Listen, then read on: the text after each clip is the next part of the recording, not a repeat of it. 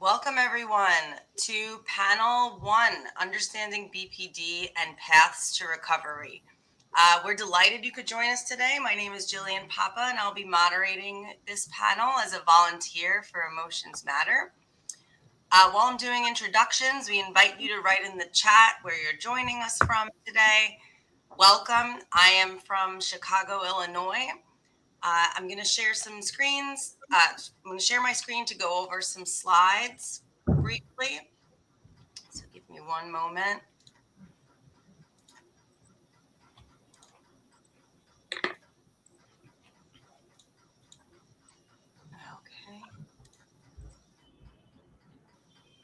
All right.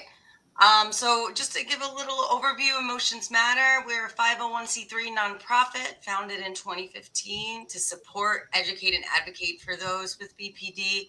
Our vision is to create a world in which every person with BPD has access to treatment and resources, and you can find our website there. Our philosophy is that we strive to create a safe and judgment-free space for people with BPD. We accept that there is a spectrum of experiences within the community. We honor where people are in their journey without judgment or assumptions. We encourage people to define their own path towards recovery, and we speak as experts of our own lived experience, not as medical experts. Guidelines for community engagement. Questions during the session should be asked in the Q&A box, not the chat. So you can find that on the top right-hand corner. Please use respectful language. Any inappropriate messaging, including harassment, bullying, or monopolizing the chat, will be deleted. We accept difference and promote acceptance. Please avoid explicit expressions of self-harm or trauma. And panels and plenary sessions will be recorded and available after the conference. Please, no screenshots or recording on personal devices. Oh, sorry, I have one more slide, and then I'm going to jump to bios. Let me go back. Okay, one more, and this one's important, so just give me a second. Okay, safety guidelines and disclaimer. We want you to take care of yourself during this session. And then if at any time during the fest you find yourself overwhelmed, struggling, in need of support, we encourage you to reach out to your support systems. Audience members might feel intense or painful emotions, memories, thoughts to the content shared. Please, participate at your own risk. You're also welcome to take a break at any time or withdraw entirely in the event of a medical, emergency, including mental health. Please seek care through a doctor, hospital, or emergency number such as 911 in the U.S. Okay. All right, I'm going to stop sharing for a moment so we can see all the speakers' faces while I introduce them. All right, so I'm really excited to introduce our amazing panelists for today's session. So Kellyanne Navarre is a psychology and disability studies college graduate with lived experience of BPD, depression, and multiple other disabilities. She's currently a master's student and research study coordinator in clinical psychology, where she focuses on BPD and other related difficulties. She's a member of the Education Committee for Emotions Matter and has been involved with various roles since 2019. Jennifer Butler is a new volunteer with Emotions Matter, helping to facilitate the peer support groups. She has been in recovery for many years, and her goal is to continue to advocate for herself and others with BPD wherever the need arises.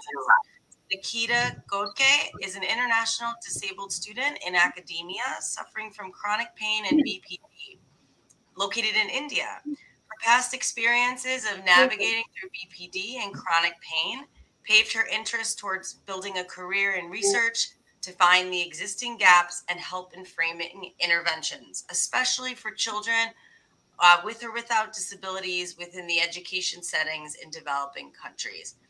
And lastly, Dr. Marianne Goodman is a psychiatrist and professor at the Icahn School of Medicine at Mount Sinai. She was president of the North American Society for the Study of Personality Disorders from 2016 to 2019 and performs clinical research on biomarkers and novel treatments for high-risk suicide and BPD. So Marianne's going to kick us off today. I'm going to bring the slides back up. So just give me one moment.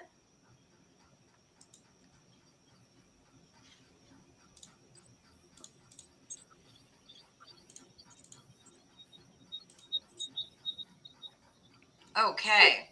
Fabulous. Marianne, it's all yours. You guys can hear me? Okay, perfect. So good morning, everybody. And I just want to thank you for inviting me to participate in this panel. I present the psychiatrist's perspective, and I'm going to start out by providing an overview. This panel is going to focus on the BPD disorder, symptoms, diagnosis, and treatment. Next slide. So just to start off with, how common is borderline personality disorder? It does 2% of the US population, and that amounts to about 4.5 million people. But unfortunately, the diagnosis is often missed. Many individuals are given the diagnosis of bipolar disorder, or the diagnosis is delayed often 10 to 15 years. And this is important because we want to make sure we match the right treatments with the right professionals. So next slide. So how do you know if you even have borderline personality disorder? These are some of the symptoms or the things that individuals with BPD might experience, include things like having very, very intense emotions, often just roller coaster, a sense of worthlessness, distorted sense of who you are and identity diffusion, self-harming acts, relationships, a fear of being left, intense and rapid mood swings, impulsivity and risky behaviors, dissociative behaviors, and then black and white thinking. So these are the things that individuals might complain of. Next slide. But the actual diagnosis is the following. The DSM, or the diagnostic manual that gives people the ability to make the diagnosis, or physicians like myself, would be 5 out of these 9 criteria. And these are the 9. They were going to overlap very similarly with the previous slide, but a sense of unstable relationships, affective instability, and that's a fancy word for up and down moods, frantic efforts to avoid abandonment, parasuicidal or suicidal behavior, a chronic emptiness, anger, identity disturbance, impulsivity, or dissociative or paranoid experiences that are often stress-induced. And the idea is that any 5 of these 9 criteria, if you have those, will end up making the diagnosis for borderline personality disorder. Now you can imagine different combinations of these 5 symptoms can look very, very different. And so what happens is there are over 250 combinations of these symptoms. People know that there are many different presentations of the disorder. Next slide. So why is it so important to make this diagnosis? I just mentioned previously that it often takes years to get the correct diagnosis, and often people are misdiagnosed. It's really, really important to have this diagnosis because there are specific treatments where a lot of research has been done to show the efficacy of these treatments and that are specific to borderline personality disorder. And these include things like DBT, transference-focused therapy, STEPS, schema-focused therapy, and these are different therapies that are offered at different places across the United States and been shown to be specifically helpful for individuals with borderline personality disorder. So if you are misdiagnosed as bipolar disorder or some other disorder, you're not going to be offered these treatments, and that would be a shame. We also want to make sure that people get the correct medication choices for this disorder. And then also you want to be able to have access like this fabulous organization, Emotion Matters. And the last thing I want to say is that BPD has a very hopeful prognosis. And so we want to make sure you get the right diagnosis come your way. Next slide. I'm going to move now to hear from our panel participants who are going to share their pertaining to the recognition of their BPD symptoms, how their diagnosis was made, and initial treatment efforts. And I'm going to pass this on to Kellyanne. And I think you can, great, thank you. Thank you, Dr. Goodman and Jillian, for the introduction and education. I'm excited to talk about this topic from a lived experience perspective with the other insightful panelists, Jennifer and Nikita today. I do not think the topic is talked about enough in a helpful and candid way. A lot of times when we hear about the process between diagnosis and treatment and onward, it's a lot of times talked about in a very dichotomous way, a black and white way, or it's talked about in a way that's very stigmatizing or invalidating and even censored. And so I'm really hopeful for today's conversation and starting off the conference with this education and our experiences. I'll start off talking about my experience in a more chronological way. I struggled with symptoms for many years before I was actually diagnosed. And I think that is a very common experience of many of us with BPD. Unfortunately, diagnoses are often late or delayed, or sometimes we're not told about it. The general emotional sensitivity was, well, it was present from as long as I can remember in childhood. I'm an emotional person, and the dysregulation became more apparent in early childhood. I started struggling with self-injury. BPD became even more apparent in early and mid-teens, when I also started struggling more with interpersonal relationships, abandonment reactions, paranoid ideation, and identity disturbance. I would wake up anxious, a few hours later be idealizing someone head over heels for them, and a few hours later be incredibly angry, maybe suicidal later that day. And then the next day I would be paranoid that my friends were plotting to abandon me. And this was especially evident not just in my relationships where it impacted me, but also day to day in school and work. And I was so distracted and the stress to do a lot of basic things. And it took many years to be diagnosed. I was first told I actually displayed potential symptoms as early as 12 or 13 years old, but I wasn't diagnosed or treated for it. And I think that is one of the first clear mistakes, right? Like Dr. Goodman briefly mentioned. From there, it was brought up again by a mental health professional when I was 16, again, not diagnosed or treated for it. I wasn't diagnosed or treated until my 20s, I think. I was 20 or 21, and I was re-diagnosed again at 23, and I'm 25 now. And to think that actually, in my case, these were actually considered an early diagnosis compared to many people's experiences, yet it was very clearly late in my context, and that's a problem. I think diagnosis, when paired with accurate psychoeducation, compassion, and careful and proper use, I think they can save lives. And I think, like many of us with BPD, when I first had BPD mentioned to me, I didn't quite understand what that meant. No one explained it. And that should always be part of the diagnosis process. And BPD on the internet was really talked about in this very one-sided way. It was either very negative or stigmatizing, or it was focused mainly on some of the symptoms for the way that some people experienced them, but not all.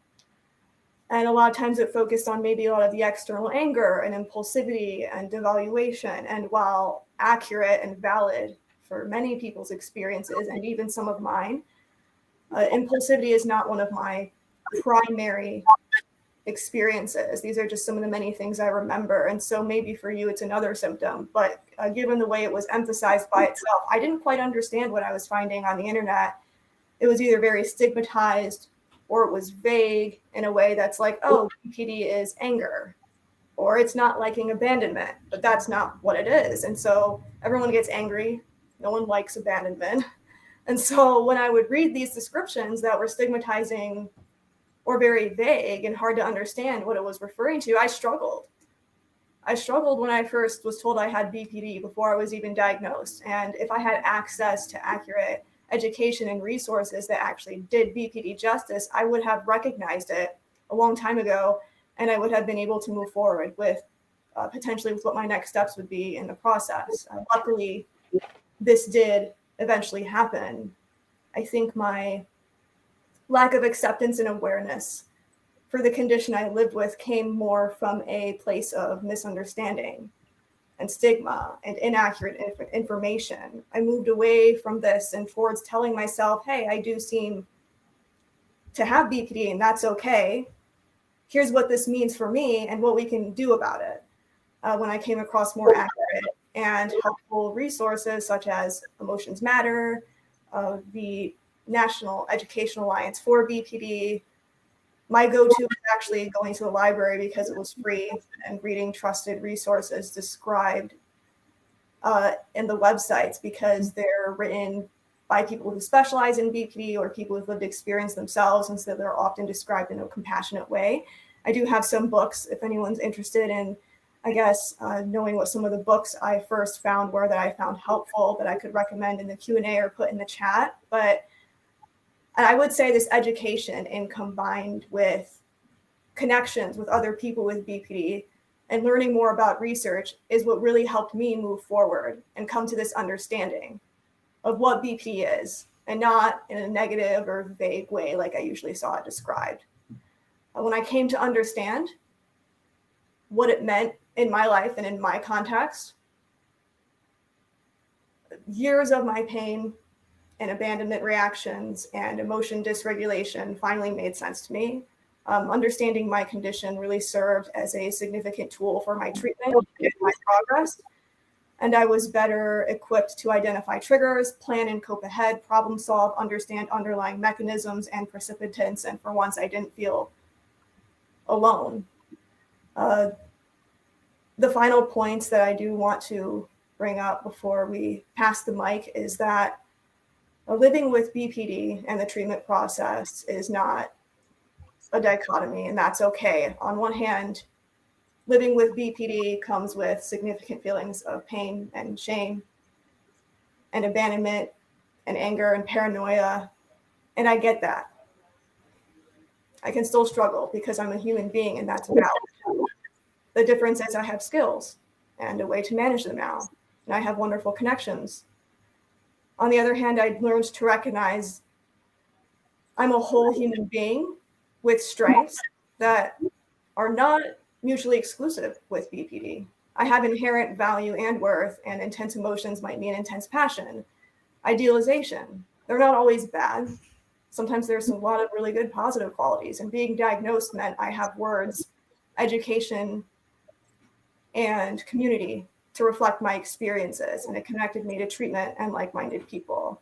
And it's for that reason that I am thankfully here today with all these wonderful people and the rest of the panelists. So I'll pass the mic to Jennifer now. I'd really love to hear your reflections on your process.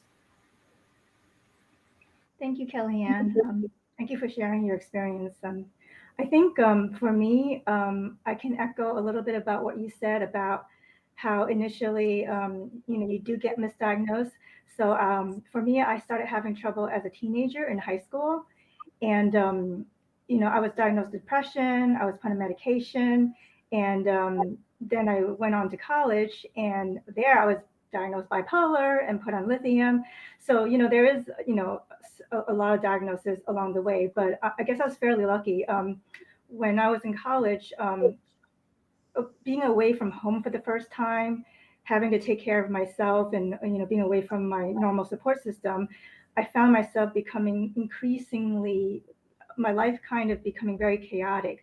I was having trouble getting out of bed, going to classes. I experienced paranoia, feeling like I didn't fit in with everybody else, my roommates, my classmates, and just a lot of those symptoms that are like, I guess, classic BPD, from the DSM diagnosis. And I actually did tick off a lot of them. So the upshot was I was hospitalized in college and university. And when I was there, they had a clinical conference meeting, and my therapist from the university came to visit me right after the case conference because he participated. And he sat me down, and he had two things to tell me. He said, "You have something called borderline personality disorder," which it was 1993. I had never heard of it.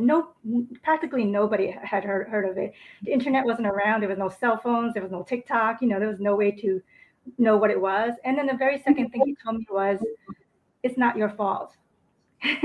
So I'm like, well, what do you mean? Why would it be my fault? What is this thing? Like, why is it so bad? So I think my first reaction was just like utter confusion. Like I knew I was having severe problems and all the medications and the therapy, and nothing was really helping me. And I just, and so now, and I was transferred actually to a residential program. And there, one of the first things they gave me was this information packet, with a handout. And it lists all the criteria of BPD, like what you would see in the DSM. But on top of that, it kind of had more explanation. So, next to something like frantic efforts to avoid real or imagined abandonment, which is not something that happens to me. Like, people don't just get up and leave me, or abandon me. But, it could encompass things like rejection, fearing that people are going to reject you or not like you. And that is like kind of like emotional abandonment. So I understood it. And, at that point, just being on the unit, for BPD, and I was lucky in that regard. I was introduced to dialectical behavior therapy, which in '93 was pretty much brand new, kind of. I think the manual may not have even been published. We were working off like handouts and worksheets. And honestly, it was a lifesaver because, not only did I learn what BPD was, and that it had a name, and that there were treatments for it, and other people experienced this. It's not just me. I felt hope, because I didn't face the stigma that folks today face when they get diagnosed. I really didn't, understand, all the negativity. I knew my experience was very bad, but having that diagnosis and having the explanation actually gave me hope, and knowing that, there are treatments for it. So I'm just going to look down at my notes for a second.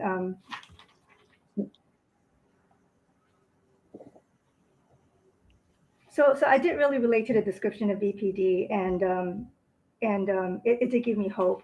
And what I want to say is that, I can't say that hospitalization was my first experience nor my last one, but I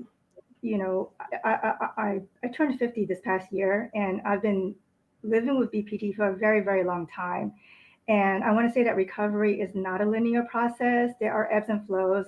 I actually spent decades, where I felt like I was fine, and I graduated. Well, it took me 8 years, but people with BPD can finish school, can hold down a job, can have healthy relationships. But also, there are challenges that I face that, even though I spent decades, not needing treatment and not being on medication, not having therapy, during stressful periods, it can come back. So it's not linear. And I think, we have to be patient with ourselves, because so many of us are really hard on ourselves, and we think, oh, I've gotten this treatment, so now I should be all better, or why am I not better, or, and it doesn't work that way. So when my dad passed away the year after, I kind of fell apart, and I took myself back to treatment. I took myself back to therapy, on medications again, and I'm doing fine. I'm doing okay.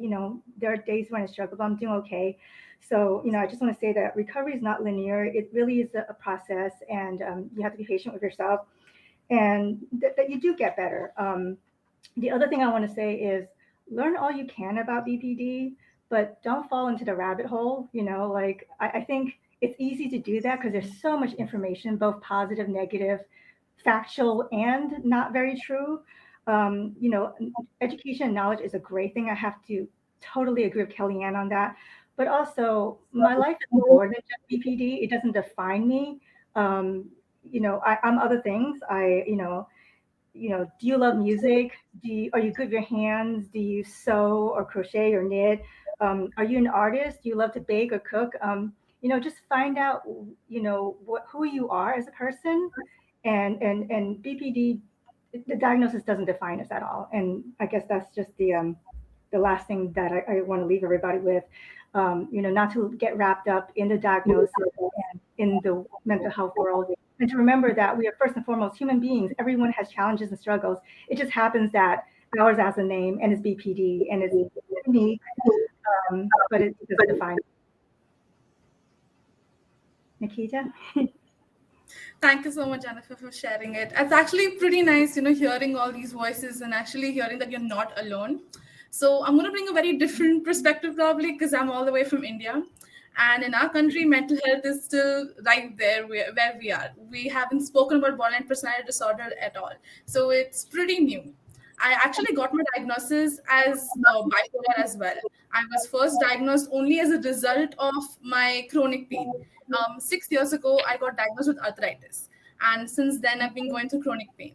So as a 17 and 18-year-old, that didn't seem like something the doctor would feel like arthritis would be something I would get diagnosis with. So they sent me to a psychiatrist thinking I might have some somatoform disorder symptoms, which might have led me to not able to walk for a year, because it took me a year to be able to walk because I had arthritis. And when I actually got diagnosed with bipolar, it didn't fit quite right with me because I knew someone that was closely having the same thing. Even though our symptoms were different, it didn't fit right with me.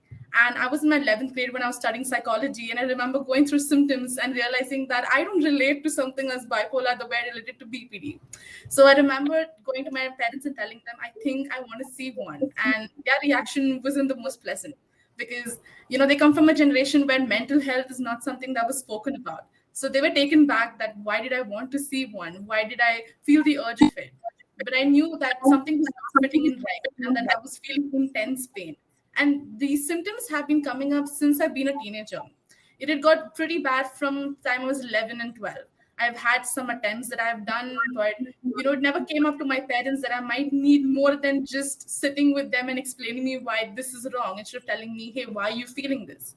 So I went to another psychiatrist again, and that's where I got my diagnosis. It took a long time, and it wasn't easy at all to find a psychiatrist that would be in the first place okay to diagnosis, because here it's always depression and anxiety, or to say in the words that my country says crazy is something that people go up to. So when I first got my diagnosis, I didn't know quite about it. First reaction was, what is this? And sadly, my psychiatrist didn't tell me what it would do or what it is or what is the result of it. He just came up and told me a diagnosis, and he told me we start therapy the next coming weeks, and you bring along your family with it. But I quite didn't understand why. Like, I was trying to understand why am I feeling these things. I went through Google, like every person, searching on symptoms and realizing that there's so much stigma out there. And honestly, Googling scared me because it made me feel like it's bad what I have. That feeling so much intense pain and emotions was a lot. And I started isolating myself soon. I couldn't go to therapy either because my parents didn't believe I needed one. The word diagnosis seemed like too much for them. They were all like, it's gonna be fine, you're gonna be okay, just talk to us. But it was more than that. And I started Googling up even more deeper, digging deep, and realized that there's a lot more to it than the symptoms and then the stigma. I started reading more articles that were written by people with lived experiences, and that's where I actually found some hope. I realized that I wasn't alone because I started isolating myself and realizing that this is a lot to feel. So I started reading a lot of people and realizing that, hey, I'm not alone in this world. Although in my country, BPD is not spoken about a lot and it's not really diagnosed a lot. There are a lot of people out there who are suffering from it, and it's really sad that they don't get the treatment and the support system that they need. I started using a few techniques like introspecting. So every time I'm having an intense pain or I'm feeling triggered, I would sit with myself and ask, why am I feeling this? Where is this coming from? What can I do about it? It's all right to feel this, like validating my feelings, because this was before I went to therapy. I have been off and on from therapy because finding the right therapist has been tough. I don't think this is emphasized enough, but having a right therapist can take a lot of time. I have been off and on from therapy only because either some of them deny straight away hearing the diagnosis of BPD, or because they simply feel like they just some of them have just told me on my face that, yeah, I'm not sure if this is going to work out. So it takes time, but hold on, you will get better. And I learned a few skills on my own, which was introspecting. And that has been the best skill ever. Just sitting with myself and holding myself and telling myself, hey, we got this.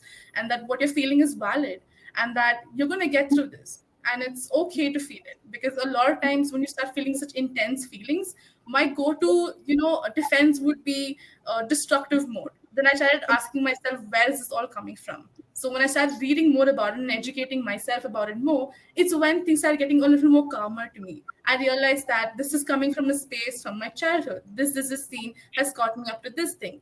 And I started slowly developing soft skills for it and certain skills that could help me out. So I have a lot of panic attacks. I have tremors and I have intense pain sometimes that I feel like I'm just not able to breathe. So at such moments, I hold myself, I hold my hand, I tell myself, breathe, we got this. So honestly, to anybody that's just getting the diagnosis, you are going to feel like this is a lot, but don't let a diagnosis define you. Don't let a diagnosis make you feel like you're weak to feel so much, because you're strong. You're like super strong to have this. And it's not your fault that you're having this. A lot of times in my community, I have been told that it's my fault that I'm going through this, that everything that's happening to me is because of me. But then it's not your fault. You're like pretty strong. You're not weak because of it. And like the amazing panelists have said, educate yourself as much as you can. I cannot emphasize that point. I think in my country, we don't have resources and the support system. Sadly, I don't have that. But educating myself on what more I could do, as what is the disorder about, and what I can do for myself as self-care, is something that definitely helped me. And also learning more things like you enjoyed it, like listening to music or just drawing. In my cases, I sing. I just sing. Whenever I'm upset, I just start singing and it actually calms me down. So when you have such triggers, probably try to focus on one thing you're feeling, because I know you might feel a lot of things. Like in my case, my grandfather recently expired and it was really tough for me, and it was a lot of pain, and I went into a lot of destructive mode, and it just happened a month ago. And I told myself, let's focus on one thing at a time. Take one thing slow. What am I feeling? Identify the emotion I'm specifically feeling. Then go about it and slowly validate that. And that's how I went about it. So just letting you know that, you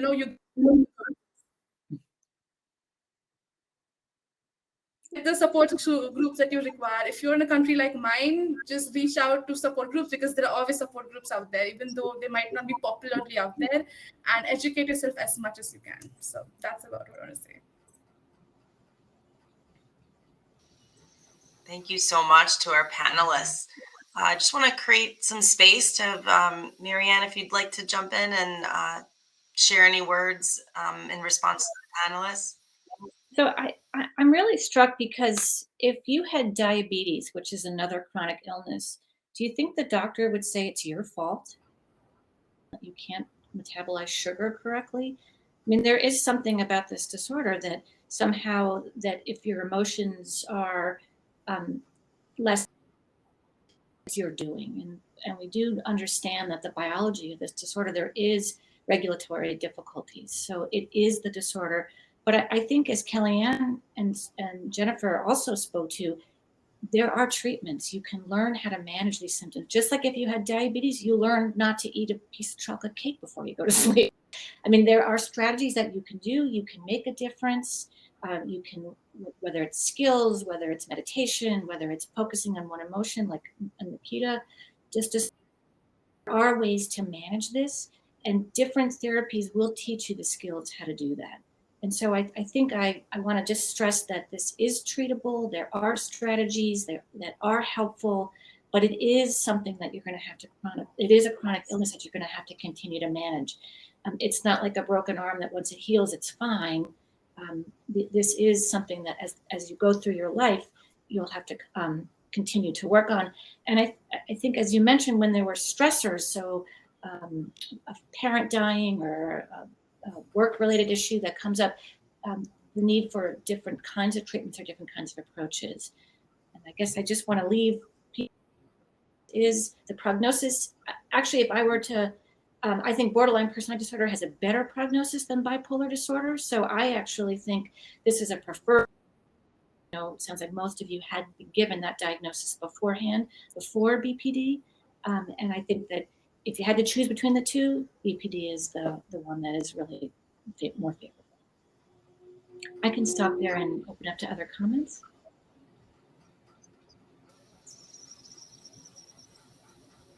Great. And yes, just as a reminder, this session is being recorded and will be available after the conference. So I think maybe a couple of people have asked about that. I do have one more point, and it's sort of what I think, Jennifer, echoing what you were saying, that you are not the disorder. You are somebody with the disorder. And so just to kind of, well, it's important to educate yourself more as much as you can. Realize that it's just a piece of who you are. And I think, Elaine, you said this too, I thought, which was really, really helpful, that some of these characteristics can be real strengths. Emotional sensitivity, these are are creative people, are passionate people.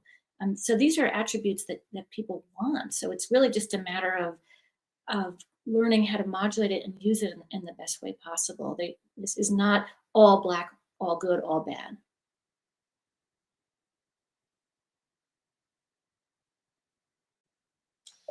Great, thank you for that. So I know there's one question in the chat. I'm not sure if all the panelists, I think you guys are able to see it. Any thoughts about that? Yeah, so I actually Could also noticed a question in the chat about some of the books that I shared. So I'm going to go ahead and just, they're trusted resources, books that are recommended by National Educational Alliance for BPD, I believe. Most, if not all of them, are listed also on the Motions Matter website. They're actually written by BPD professionals. There have been really helpful resources. A lot of them are accessible through the library. Actually, one of the authors are one of my previous professors too, so that's really cool. I'll go ahead and share that in the chat too. Okay, I just got told that the message is too long, so I'm gonna go ahead and retype that out while everyone else, I guess, go ahead and if there's any other questions or comments you have. I did notice a question in the chat about how is it common to have both bipolar and BPD? I questioned my daughter's bipolar diagnosis. Yeah, so feel free for everyone else to chime in on this if you had any comments, but to my knowledge, yeah, it is possible to have both, and it's important to respect that a lot of people have variable experiences with comorbidities and to not kind of draw different comparisons between them, because it's important to understand that a lot of people have various experiences with BPD and depression, BPD and bipolar disorder, and a lot of people have variable experiences with both of these things. I believe the rate of comorbidity for BPD and bipolar disorder is 20%. So if anyone else has any other comments, I'd love to hear about that, but I'll go ahead and try to get some of the book recommendations actually typed out properly. I can speak to that comorbidity. So if you think about what emotional instability is, it's sort of up and down emotions. And the difference between BPD and bipolar and borderline is the time sequencing of that. So bipolar, the up and downs are in days to weeks, whereas with borderline personality disorder, that mood fluctuation is minutes to hours. And I think, Kellyanne, you did a beautiful job describing what it was like.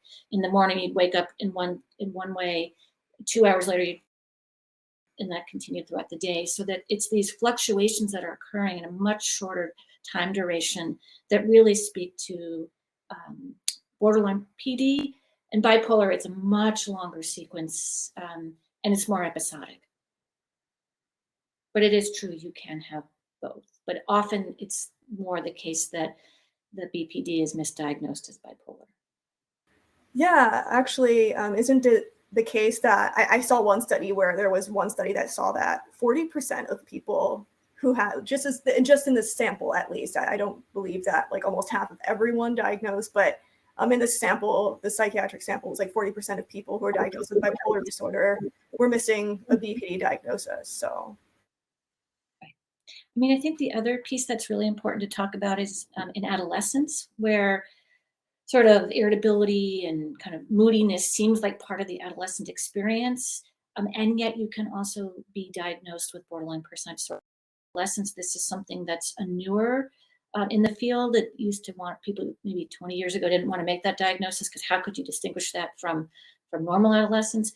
But it sounds like from this panel, you all realize that there was something happening in adolescence that was not your typical moodiness. And the other problem is in bipolar disorder, there isn't that need for episodic nature, because it can just be irritability over time.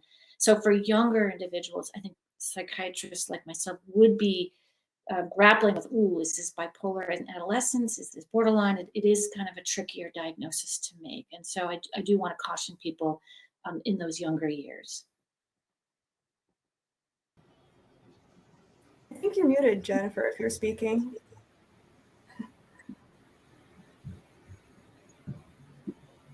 Sorry, Dr. Goodman, there was a second part to that question about bipolar. The question was, can bipolar treatments, medications be counterproductive to someone who has BPD? Can you speak to about medications for BPD? I think I understand that there's no specific medication for BPD. So there is no medication that's specifically targeted to borderline personality disorder. And so what therapists and psychiatrists like myself will do is treat individual symptom profiles. So I might give a antidepressant if you're feeling depressed, a mood stabilizer for that up and down mood, something if you're irritable, something else. Individuals with BPD can often end up on 2, 3, 4 medications, which has its own problems. So the mood instability piece, so things like Depakote or lithium or other kind of medications can be used in borderline personality disorder because you're still trying to get at that sort of mood fluctuation up and down. So would it be counterproductive? I think what's counterproductive is not getting the psychotherapies that our panel has really spoken to that have been so helpful. You wouldn't get DBT for bipolar disorder, and that is the treatment that I think is particularly helpful for that emotion dysregulation. Great. I know we have just a couple minutes left. I know we didn't get to all the questions, but if you have an individual question that was not answered, you can connect with presenters in the People Profiles Engage button on the left-hand side of the panel, or you can email info@emotionsmatterbpd.org. I have just a couple of closing remarks. First of all, thank you so much to our panelists. This was just an incredible session. The blending of lived experience and clinician perspective is, from what I understand, just so unique, even in our space, to create space for this kind of dialogue. So thank you so much. And so on behalf of Emotions Matter, I want to also thank all the attendees for your questions and engagement in the chat. There are some resources which are downloadable links related to this topic at the end of the screen. And then we also invite you to make a donation to support Emotions Matter for BPD Awareness Month. It is BPD Awareness Month right now.